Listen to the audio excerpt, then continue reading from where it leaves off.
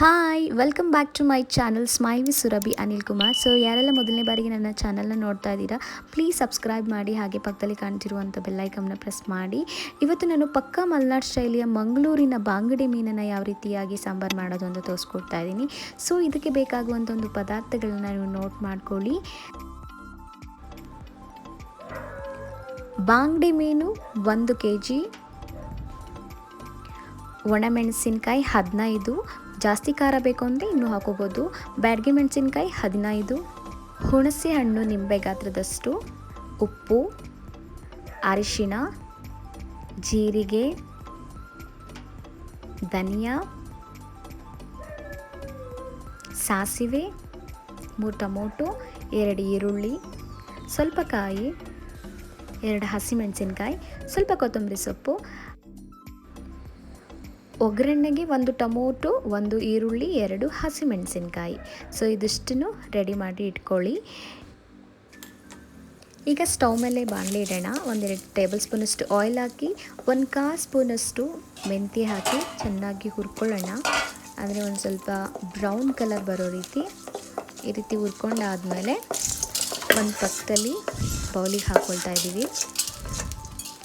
So ಈ ರೀತಿಯಾಗಿ ಎಲ್ಲನೂ ಹಾಕ್ಕೊಂಡು ನಂತರ ಅದೇ ಪ್ಯಾನ್ಗೆ ನೀವು 2 ಟೇಬಲ್ ಸ್ಪೂನಷ್ಟು ಧನಿಯಾ ಬೀಜನ ಹಾಕ್ಕೊಂಡು ಅದನ್ನು ಕೂಡ ಲೈಟ್ ಬ್ರೌನ್ ಬರೋ ಥರ ಹುರ್ಕೊಳ್ಳೋಣ. ಸೊ ಈ ರೀತಿಯಾಗಿ ಕೈ ಆಡಿಸ್ತಾನೆ ಇರಬೇಕು. ಹಾಗೆ ಅರ್ಧ ಸ್ಪೂನ್ ಸಾಸಿವೆ ಮತ್ತು ಅರ್ಧ ಸ್ಪೂನ್ ಜೀರಿಗೆನ ಪಕ್ಕದ ಬೌಲಿಗೆ ಹಾಕ್ಕೊಂಡಿದ್ದೀವಿ. ಈ ರೀತಿಯಾಗಿ ಕೈನ ಆಡಿಸ್ತಾ ಇರಬೇಕು, ಇಲ್ಲ ಅಂತಂದರೆ ಸೀದೋಗೋ ಚಾನ್ಸಸ್ ಇರುತ್ತೆ. ಈ ಥರ ಬ್ರೌನ್ ಆದಮೇಲೆ ಮತ್ತೆ ಅದೇ ಬೌಲ್ಗೆ ನಾವು ಇದನ್ನು ಹಾಕ್ಕೊಳ್ಳೋಣ. ಸೊ ಈ ರೀತಿ ಎಲ್ಲ ಹಾಕ್ಕೊಂಡು ನಂತರ ಅದೇ ಪ್ಯಾನ್ಗೆ ಆಗಲೇ ತೆಗೆದಿಟ್ಟಂಥ ಒಣಮೆಣಸಿನ್ಕಾಯಿ ಮತ್ತು ಬ್ಯಾಡಗಿ ಮೆಣಸಿನ್ಕಾಯಿ ಇವೆರಡನ್ನೂ ಕೂಡ ಹಾಕಿ ಡೀಪಾಗಿ ಒಂದು ಸ್ವಲ್ಪ ಫ್ರೈ ಮಾಡ್ಕೊಳ್ಳೋಣ ಎಣ್ಣೆಲೆ. ಸೊ ಎಣ್ಣೆಲಿ ನಾವು ಫ್ರೈ ಮಾಡೋದ್ರಿಂದ ಒಂದು ಸ್ವಲ್ಪ ಕ್ರಿಸ್ಪಿಯಾಗಿ ಬರುತ್ತೆ ಮತ್ತು ಕಲರು ಕೂಡ ಚೆನ್ನಾಗಿರುತ್ತೆ ಮತ್ತು ಸಾಂಬಾರು ಹಾಳಾಗಲ್ಲ. ಒಂದು 2-3 ದಿನ ಇಡ್ಬೋದು ಈ ಮೀನಿನ ಸಾರು. ಸೊ ಇದು ಎಷ್ಟು ನೀವು ಇಟ್ಟು ತಿಂತೀರೋ ಅಷ್ಟು ಚೆನ್ನಾಗಿರುತ್ತೆ ಸಾಂಬಾರು. ಸೊ ಈಗ 1/4 ಸ್ಪೂನಷ್ಟು ಅರಿಶಿನ ಹಾಕಿ ಸೇರಿಸೋಣ. ಹಾಗೆ ಫ್ರೈ ಮಾಡೋಣ. ನೋಡಿ ಕಲರ್ ಸ್ವಲ್ಪ ಚೇಂಜ್ ಆಗಿದೆ, ಅರೋಮಾ ಕೂಡ ತುಂಬ ಚೆನ್ನಾಗಿ ಬರ್ತಾ ಇದೆ. ಈಗ ಅದನ್ನು ಹಾಗೆ ಬೌಲಿಗೆ ಶಿಫ್ಟ್ ಮಾಡೋಣ. ಹಾಗೆ ನಿಂಬೆಹಣ್ಣು ಗಾತ್ರದಷ್ಟು ಹುಣಸೆ ಹಣ್ಣನ್ನು ಹಾಕಿ ನಂತರ 3 ಟೊಮೊಟೊ, ಕಾಯಿ, ಕೊತ್ತಂಬರಿ ಸೊಪ್ಪು, ಹಸಿಮೆಣಸಿನ್ಕಾಯಿ, ಈರುಳ್ಳಿ. ಸೊ ಇದಿಷ್ಟನ್ನು ಸೇರಿಸಿ ಗ್ರೈಂಡ್ ಮಾಡ್ಕೊಳ್ಳೋಣ.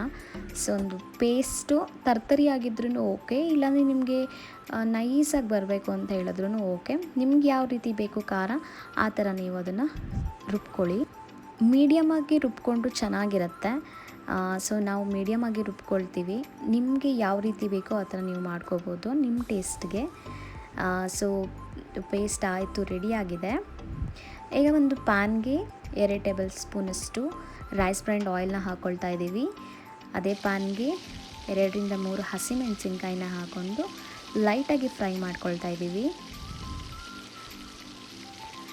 ಸ್ವಲ್ಪ ಅದು ಹಸಿ ವಾಸನೆ ಹೋಗೋವರೆಗೂ ನೀವು ಫ್ರೈ ಮಾಡ್ಕೊಳ್ಳಿ, ಇಲ್ಲಾಂದರೆ ಸಾಂಬಾರು ಚೆನ್ನಾಗಾಗಲ್ಲ. ನೀವು ಎಷ್ಟು ಫ್ರೈ ಮಾಡ್ತೀರೋ ಅಷ್ಟು ತುಂಬ ಚೆನ್ನಾಗಿ ಬರುತ್ತೆ ಸಾಂಬಾರು.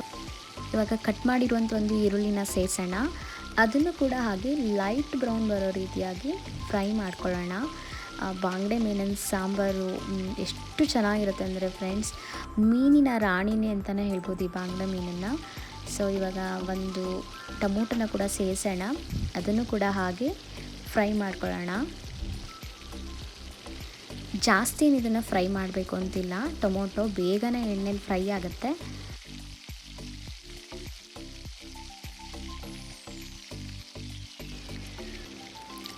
ಟೊಮೊಟೊ ಚೆನ್ನಾಗಿ ಫ್ರೈ ಆಗಿದೆ ಇವಾಗ. ಸೊ ಎಣ್ಣೆಲೇ ಅದು ಹಾಕಿರೋದ್ರಿಂದ ಚೆನ್ನಾಗಾಗಿದೆ. ಇವಾಗ ರುಬ್ಕೊಂಡಿರೋಂಥ ಒಂದು ಖಾರನ ಇದಕ್ಕೆ ಮಿಕ್ಸ್ ಮಾಡೋಣ. ಚೆನ್ನಾಗಿ ಒಂದು ಸಲ ಮಿಕ್ಸ್ ಮಾಡಿ ಈ ರೀತಿಯಾಗಿ ತಿರುಗಬೇಕು. ಏಕೆಂದರೆ ಖಾರ ಅದಕ್ಕೆ ಮಸಾಲಾಗೆ ಹೊಂದ್ಕೊಬೇಕು ಒಗ್ಗರಣೆಗೆ. ಅದಾದಮೇಲೆ ನಿಮಗೆ ಎಷ್ಟು ಬೇಕೋ ಅಷ್ಟು ನೀರನ್ನು ಸೇರಿಸ್ತಾ ಹೋಗಿ. ಸೊ ನಾವು 2 ಲೋಟದಷ್ಟು ನೀರನ್ನು ಸೇರಿಸಿದ್ದೀವಿ. ಸೊ ಹಿಂಗೆ ಸೇರಿಸ್ಬಿಟ್ಟು ಈ ರೀತಿಯಾಗಿ ಮತ್ತೊಮ್ಮೆ ಮಿಕ್ಸ್ ಮಾಡೋಣ.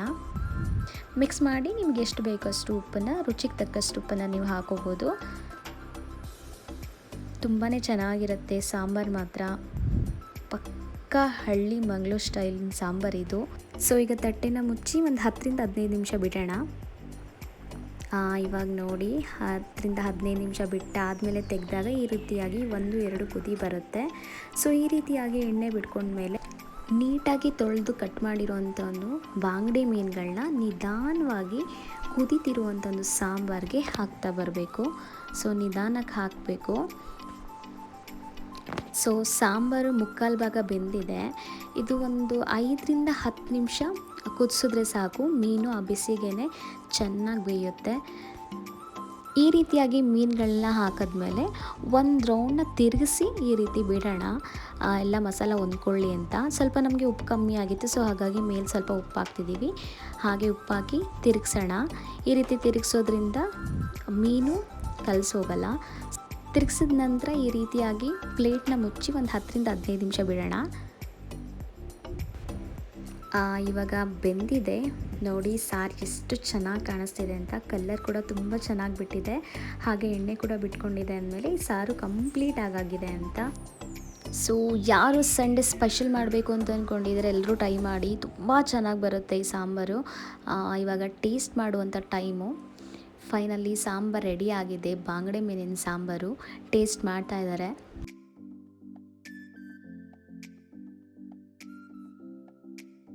ಸೊ ಅಮ್ಮ ಟೇಸ್ಟ್ ಮಾಡಿ ಚೆನ್ನಾಗಿದೆ ಅಂತ ಹೇಳಾಯಿತು. ಸೊ ನೀವು ಕೂಡ ಟ್ರೈ ಮಾಡಿ. ಚೆನ್ನಾಗಿತ್ತು ಅಂದರೆ ಕಮೆಂಟ್ ಸೆಕ್ಷನಲ್ಲಿ ನನಗೆ ಮೆಸೇಜ್ನ ಹಾಕಿ, ನನಗೆ ಮತ್ತಷ್ಟು ವಿಡಿಯೋ ಮಾಡೋಕ್ಕೆ ಹೆಲ್ಪ್ ಆಗುತ್ತೆ. Thank you.